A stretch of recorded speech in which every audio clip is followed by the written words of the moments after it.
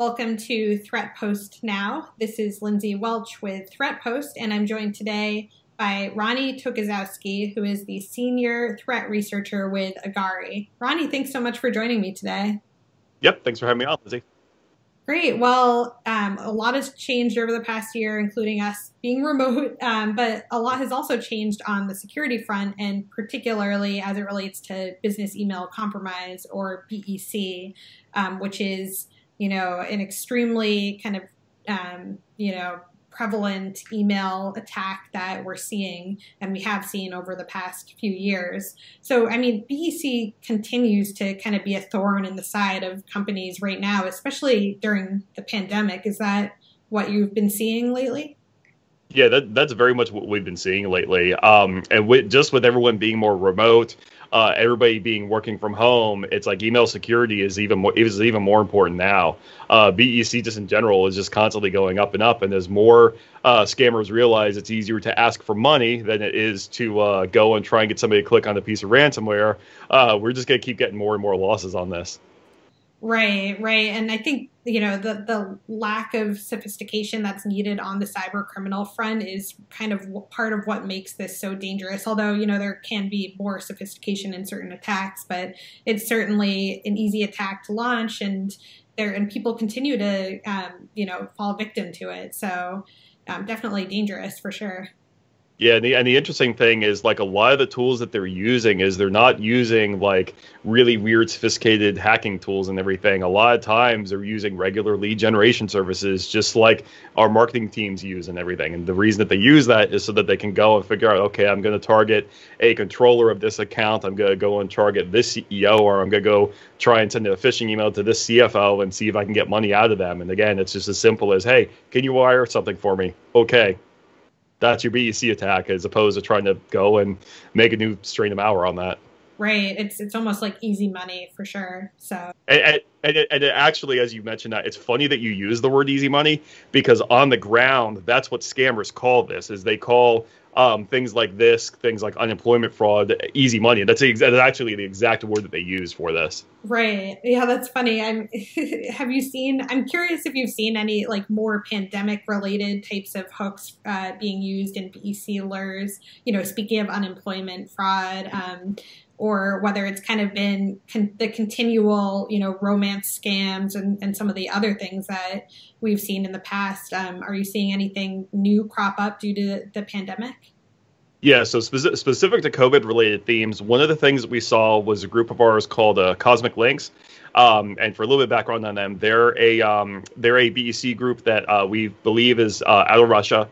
And we initially released our report for them going back in July of 2020 at this point. But one of the themes that they started using, they were actually started referencing like COVID vaccines. So one of the things with this group is that's really interesting with them is they very much are familiar with the pop culture. They're familiar with what's going on in the media. They're familiar with what's going on in the world, and they will specifically use those references and lores in order to try and socially engineer people, in order to try and get more money out of them. And it's something where it's not just your sophisticated actors like Cosmic Links that we've seen doing this. It's something where we've seen this all across the board for BEC actors. We've had multiple cases where BEC actors will either reference COVID by saying, hey, we need you to go ahead and go do this, send me this gift card as related to, we're going to reward the employees. We've seen other cases where with romance victims, they're also engaging with them, also using COVID-related themes. So it's something where all across the board, threat actors have kind of updated their templates, updated their documents to kind of reference all things COVID by now.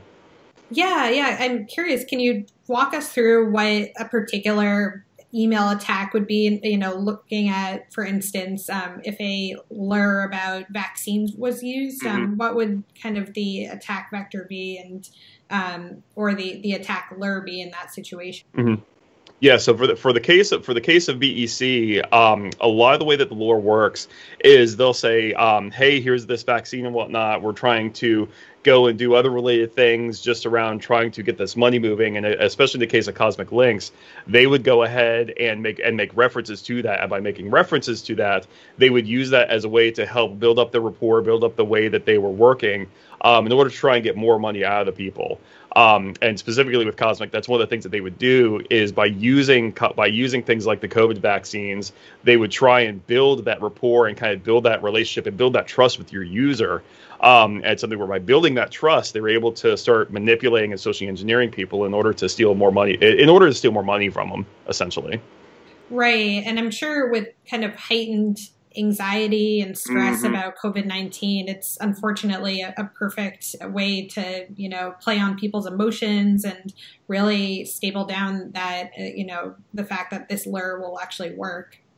Yeah, and that's a lot of the reason that you have success with romance scams. A lot of the reason you have this level of success with business email compromise is because when your scammer goes to send those emails and deliver those attacks, they're playing on that fear of, hey, I need to go ahead and do this or I'm going to get fired. They're playing on the urgency of things like, hey, I need you to do this really quickly and everything. Or in the case of Cosmic Links, they would actually use legal and law firms as part of their lures. And by using that legal and law firm, not only do you have that fear and anxiety that's typically in most lures, now you're able to add a level of confidentiality to that.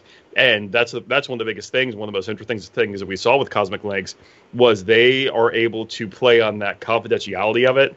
And by impersonating law firms, it's something where they're able to make it seem even more higher critical of, oh, you can't tell anybody about this and everything. So now it becomes that secret between that person who's in authority, being that scammer, and whoever they're engaging with. And if that confidentiality is broken, I might lose my job. And it's something where by playing on those fears, by playing on those emotions, that's how a lot of these actors are able to be more successful on BEC. The most interesting thing with Cosmic Links is that with them doing that, they're able to ask for even higher amounts of money than we've seen with previous BEC actors. And they're very much one of those BEC groups that's figured out, hey, if I play on these emotions, then I can have a lot more success on that. Right. Yeah, I know. Speaking of kind of that higher amount of money, I think Agari came out with some new data that found that the average amount that's being requested in wire transfer BEC attacks has increased from 48,000 in the third quarter to 75,000 in the fourth quarter. So can you break down those figures? How does this compare to previous years? And, it sounds like this is also stemming from Cosmic Links and kind of these new tactics around, confidentiality and other TPs that they have as well. What are you seeing there?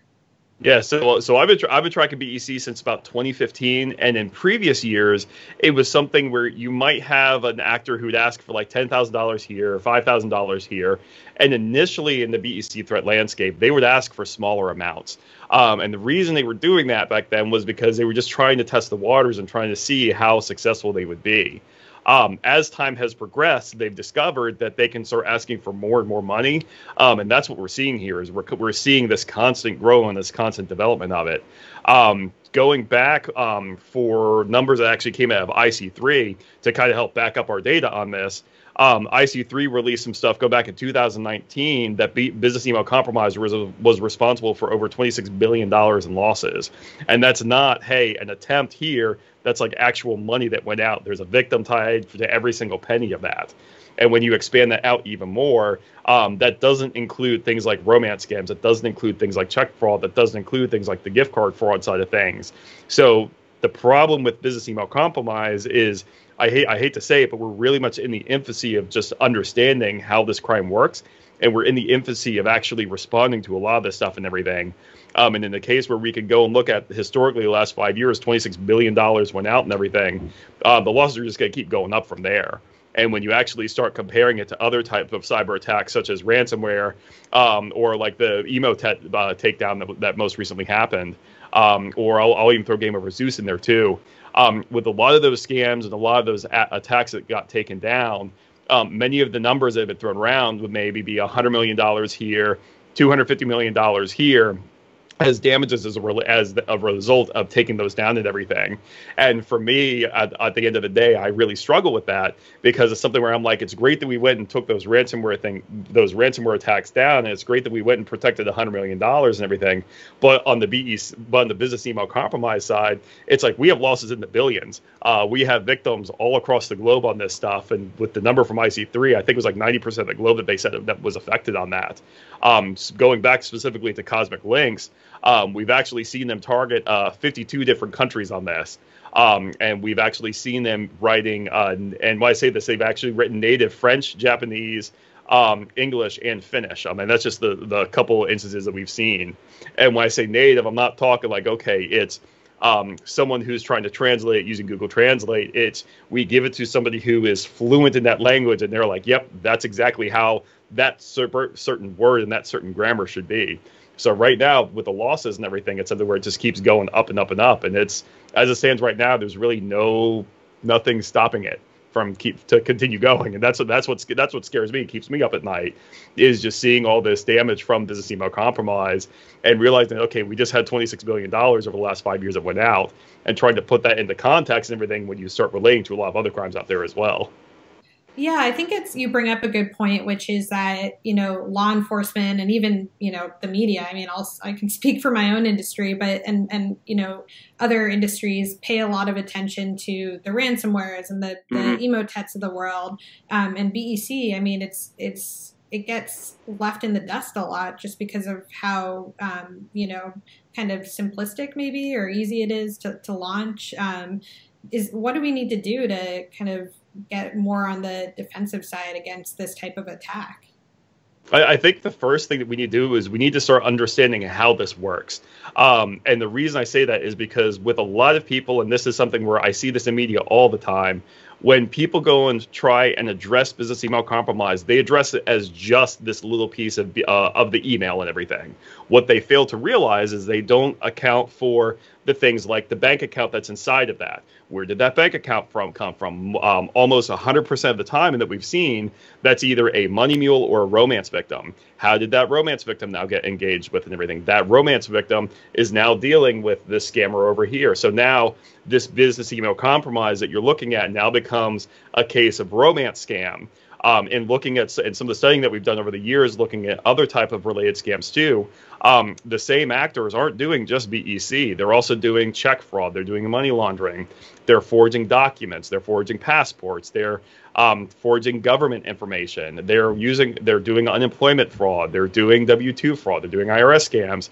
And like, I could seriously sit here for the next half hour and list off all the other things that these actors are doing. But at the end of the day, that's the biggest thing we have to understand, is we have to understand that business email compromise is just a symptom of something that we've been trying to track for the last 30 years. It's all 419 scams. The same thing that we used to mock for being Nigerian prince scams that we used to joke about and everything, that decided to grow up and put their big boy pants on, and now they're dabbling with the Russians in order to start stealing billions of dollars. And that's kind of just the reality of the situation right now, is that right now the biggest problem with fighting BEC is that we just need to understand that all of these things are related, and in order to try and figure out how you go forward with that, that's what we need to do right now, is we need to figure out, okay, all of these things are related. And the analogy I like to give on this, when making a reference to a romance scam, because I've gotten flack on this just professionally, they're like, Rodney, romance scams have nothing to do with business email compromise. By ignoring a romance victim, it would be the same way as it would be the same thing as a malware analyst saying this IP address isn't important, this registry key, this unique registry key isn't important.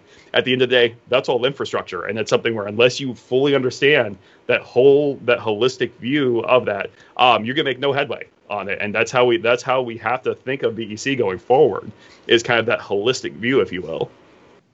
Yeah, I like your phrase about kind of the Nigerian prince scam growing up, because I do think that's what's happening with Cosmic Links. And, when it was first discovered, the reason that really it was set apart from other BEC groups is that, it comes from Russia, but just the level of sophistication too, that I think this group is making people realize that, BEC groups can have that, impactful damaging harm to companies, and they can, they are growing up. So that's a good point to make, for sure.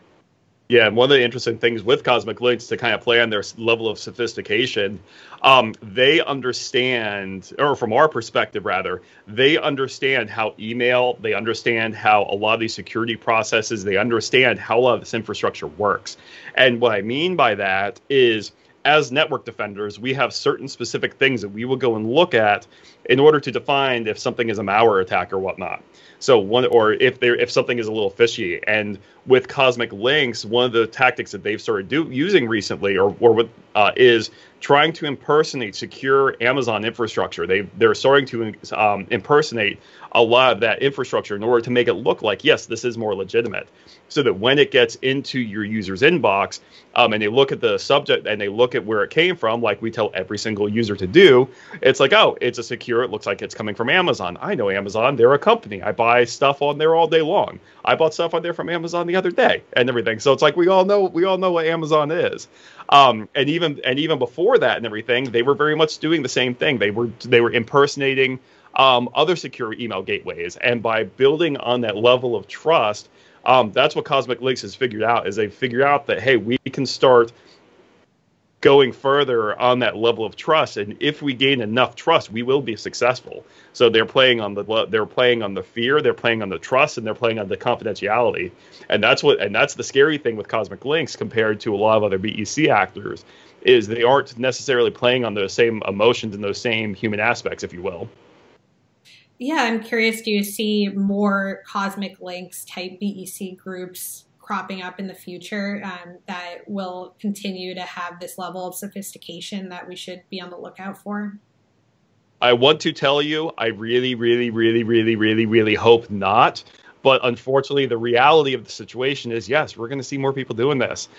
We've been screaming this from the top of our lungs for the last 5 years, that business email compromise is a problem. We have billions of dollars that have gone out on this. We have hundreds of thousands of victims and everything. And especially when you look on the romance victim side, I hate to put it this bluntly, but there's absolute carnage on that side. Like, we've had cases where suicide has been an end result of this and everything. And we all get so upset when and we all become fear-mongering because a hospital gets encrypted and because someone might lose a life. But something we're on the business email compromise side, we have lives absolutely devastated because of this stuff. And that's what people don't realize, is they don't understand the level of damage that's actually happened because of this. And even taking a step back from the emotional side of it and actually looking at the money, it's something where we've, with scammers constantly getting more and more money as a result of this, and with something where with more and more malware crackdowns, a scammer doesn't have to go and create this super sophisticated sample of malware in order to try and break into an organization. All they have to do is send an email and say, hey, can you do a wire transfer for me? That's it. And that's the reality of this and everything, is like, more attackers are going to realize that they don't need malware, they don't need a payload, they don't need a link or anything in order to continue doing this fraud. And as it stands, and as the last 2 years have proven, it's just gonna keep growing more and more and more. Mm-hmm. Yeah, and I also wanted to highlight your point about the impact here. I think that, it's really important in all of security, these types of security stories, to kind of highlight the personal impact on the victims. And, we've seen everything beyond corporations, just from like charities to churches to all kinds of organizations be impacted by BEC. And I know you pointed to, the romance scams really have that kind of heightened level of emotional damage there too. So I just think that's important to highlight and to point out with BEC. Yeah, I've got two stories for you on the emotional side of that and everything. So story number one was one case that we saw with Exaggerated Lion. We actually had we were actually out having dinner one night, and on one of the TVs that we saw up on that was where we were eating, they actually had released information about someone who was arrested for $100,000 as doing different business email compromise. And we were like, that name looks familiar. So we went back, looked through our intelligence, and we discovered that it was actually a mule that we were looking at. So what ended up happening with his story was he was arrested and put in jail for $100,000 in fraud. One of the places that he stole money from was the United Methodist Church. So when you go and actually look at that sounds absolutely horrible. But looking at our intelligence in his case, he actually thought he was in a relationship with a woman named Peggy. So what Peggy was doing was Peggy would go and tell him, and every time that he would go and move money, he thought it was for her inheritance. So every time that he would go and do that and everything, every time that he would send money, he never thought he was wiring it as part of fraud and everything, because if he knew that, no one's going to go and send money for fraud and everything. So as that went on, it was something where he just kind of kept sending more and more information, more and more money and whatnot. And he would do things like he would take pictures of his food, he would take pictures of his truck. And it was something where with the information we were looking at, hands down, romance victim by any stretch whatsoever. And to give you an idea of how indoctrinated this individual was, the scammer actually sent pictures, and it was one picture where it was a less formal picture and it was a more formal picture.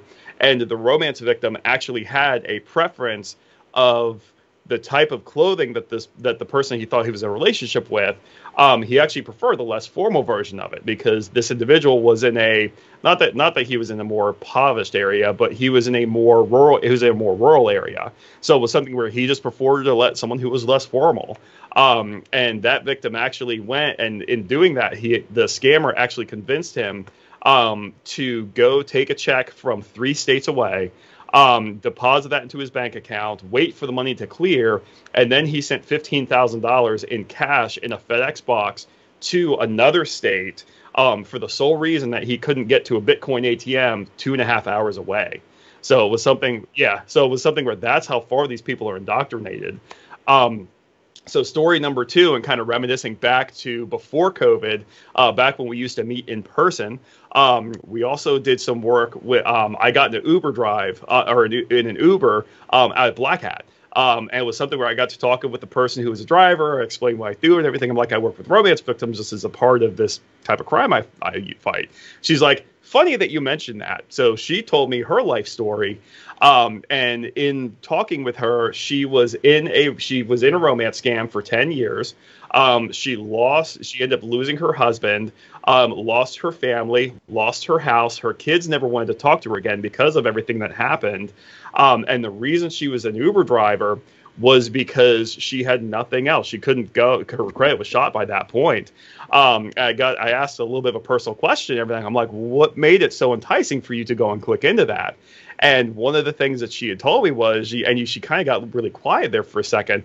And she was like, well, my husband was really abusive and I just wanted to be loved. So it's something where the people have figured out that they've gone that far with a lot of the emotions in order to manipulate people, that it's something where they're hooking people on these different emotional strings with the romance victims and everything. And again, a lot of this stuff, what happens is the romance victims are being told, hey, go send this check, go do this wire transfer for me, go do this, go do that. And as part of that BEC, these people are being manipulated in order to kind of take that money out. And again, that's what we've seen on the business email compromise side. And again, all these all of these other COVID scams have been coming in on that. But on the Nigerian BEC side, that's what we're seeing romance mules and other mules like that being used heavily as that infrastructure. And then on the Cosmic Link side, where you have the more advanced side of it and everything, there's still mules that are being used for that. I'm not totally aware of like what type of mules those are, because we're still digging into that type of intelligence and everything. But specifically with Cosmic Links, I mean, this crime just keeps growing is the reality of it. So it's something where a lot of these things are hard pills to swallow, but at the end of the day, this is just how it works. Yeah. And when you look at stories like that too, I think, part of the importance of, looking at BEC and kind of investigating what's going on and why this happens is looking at the victims too. And, why they click on, certain emails and why they fall for these types of scams. So it's definitely sad to have to, deal with that. But also important to realize kind of, what someone might be going through in their life in order to fall victim, for sure. Yeah. Yeah, and that's very much what we have to understand, is that there's so many other things other than just BEC that's playing into this. And it's something where from the business email compromise side, like I said, it's just it keeps growing every year after year after year. And there's tons of numbers to look at. There's tons of evidence out there. It's like we need to start doing something. So I'm curious if you, in the future, will see kind of more awareness around BEC, or, is there anything to kind of look forward to or be optimistic about in terms of BEC? Yeah, so understanding the awareness piece, that's probably that's one of the big things. With a lot of the victims who end up getting pulled into this, what it falls down to is a lot of them just don't understand the technology. They don't understand the different aspects of it, and it's something where it's almost like how our parents had the talk with us saying, hey, there's strangers on the internet who wants to go and do bad things and everything. It's almost like we have to go and have that talk with our parents and say, hey, there's strangers on the internet who are going to tell you different things, like to say, hey, go wire this money over here, go buy me this gift card, or explain to them that, hey, I have or like, hey, I have Microsoft calling me, and explain to them, it's like, no, Microsoft will not call you and everything. And that's really what we need to do, is we all need to sit down and realize that this is just how a lot of this stuff works. And once we understand how this stuff really works, then we can start realizing, oh, hey, that's something that's odd in there, and that's something where that's not how it's supposed to be. Mm-hmm. Right. Well, hopefully that can happen. Ronnie, thank you so much for joining me today to talk about BEC attacks and what to look out for and kind of what plays into them. Yep. Thanks for having me on. Great. Once again, this is Lindsay Welch with Threatpost. Don't forget to subscribe to Threatpost's YouTube page. And if you want to share your own thoughts on BEC attacks and cosmic links, please drop a comment below. Thank you.